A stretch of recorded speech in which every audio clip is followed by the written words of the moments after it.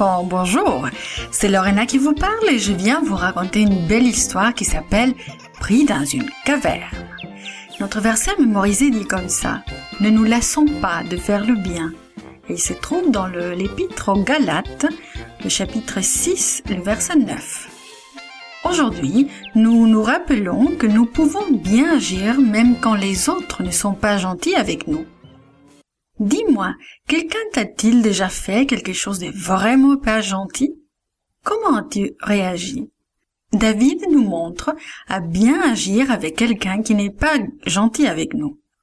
Le soldat descendit le versant de la montagne. Il glissa sur le gravier, puis retrouva son équilibre et courut. « Saül et ses soldats s'approchent d'ici, » dit-il à David en haletant. Le roi Saül s'en vient avec des milliers de soldats. David, qui était un adulte maintenant, grimpa avec ses 600 hommes jusqu'à une caverne où il pourrait se cacher. La caverne était très sombre et très silencieuse. David et ses hommes s'accroupirent derrière des gros blocs de pierre et retenirent leur souffle. David et ses hommes fuyaient loin de Saül et de ses soldats depuis des mois. Le roi Saül avait déclaré qu'il voulait tuer David en fait. Pourquoi? Parce qu'il était jaloux des victoires de David dans la bataille. En fait, le peuple aimait David, et les femmes même composèrent une petite chanson à son sujet, le comparant à roi Saül. Le roi n'aimait pas du tout ça. Soudain, un homme pénétra dans la caverne. Un homme grand et fort. Et oui, c'était Saül. Le roi tourna son visage vers l'entrée de la caverne.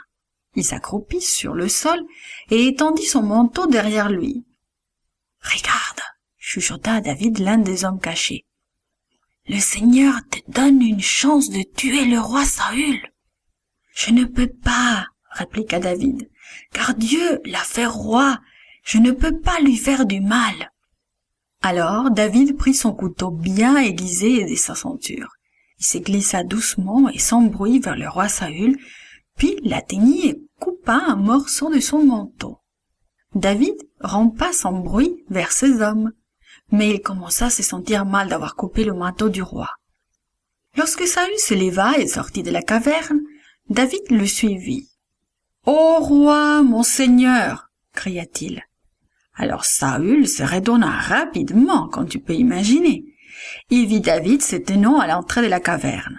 « Mes hommes et moi aurions pu te tuer, » dit David, « mais je ne te ferai jamais du mal parce que tu as été choisi par le Seigneur. »« Regarde !» cria David, tandis qu'il montrait le morceau de manteau qu'il avait coupé. « Cela prouve que j'aurais pu te faire du mal. »« Est-ce vraiment toi, David ?» répondit Saül. « Ah, tu es meilleur que moi !» ajouta-t-il en pleurant.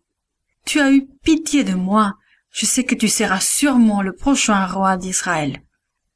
Promets-moi juste que tu ne feras pas de mal à ma famille. » Alors, Saül et ses 3000 soldats prirent le chemin du retour. Le Seigneur était heureux de la façon dont David avait traité Saül ce jour-là.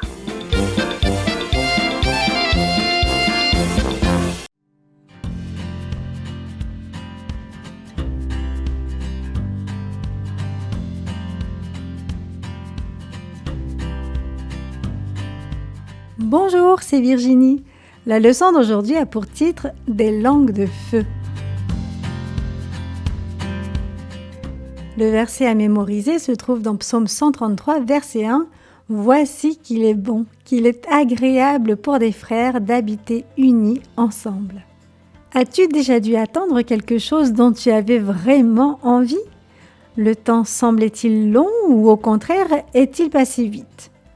Jésus avait promis à ses disciples de leur envoyer le Saint-Esprit, mais il ne leur avait pas dit quand. Il leur avait seulement dit d'attendre à Jérusalem. Comme le temps leur semblait long, ils auraient aimé parler aux autres de Jésus, mais il leur manquait quelque chose.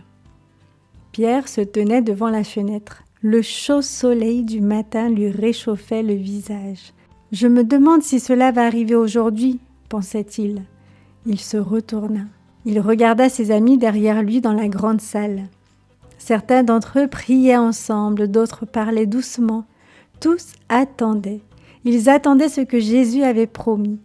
Ne quittez pas Jérusalem, attendez le cadeau dont je vous ai parlé, avait dit Jésus. Dans quelques jours, vous serez baptisés du Saint-Esprit. C'était une des dernières choses que Jésus leur avait dites avant de retourner au ciel. Pierre n'oublierait jamais cette journée.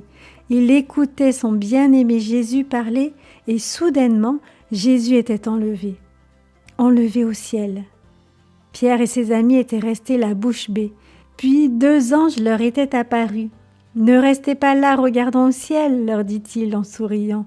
Jésus va revenir un jour de la même façon que vous l'avez vu partir. » Ainsi donc, Pierre, Jacques, Jean, Marie, la mère de Jésus, les frères de Jésus et tous les autres croyants attendaient. Ils ne savaient pas exactement ce qui allait arriver.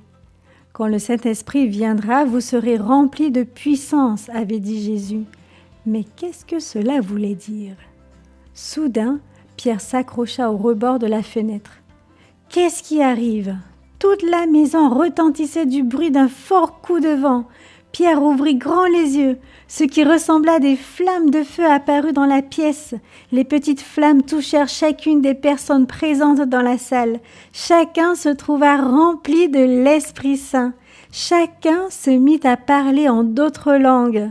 Ce jour-là, il y avait dans la ville beaucoup d'étrangers venant d'autres pays. Ils étaient venus célébrer la fête de la Pentecôte à Jérusalem. Une immense foule se rassembla rapidement devant la maison.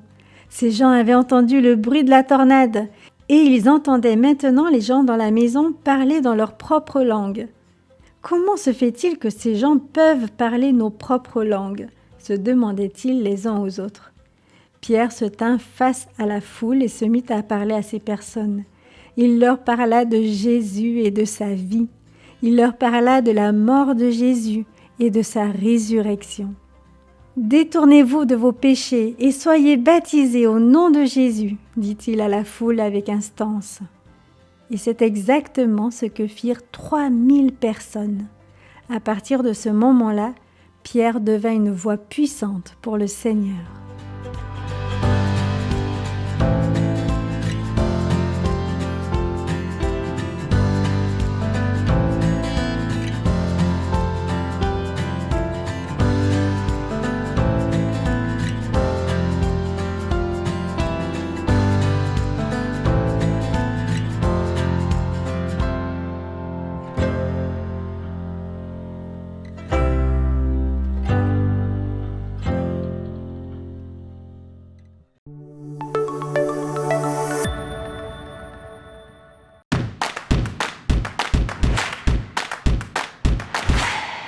Salut les amis, si vous aimez nos vidéos, abonnez-vous et n'oubliez pas le petit pouce bleu.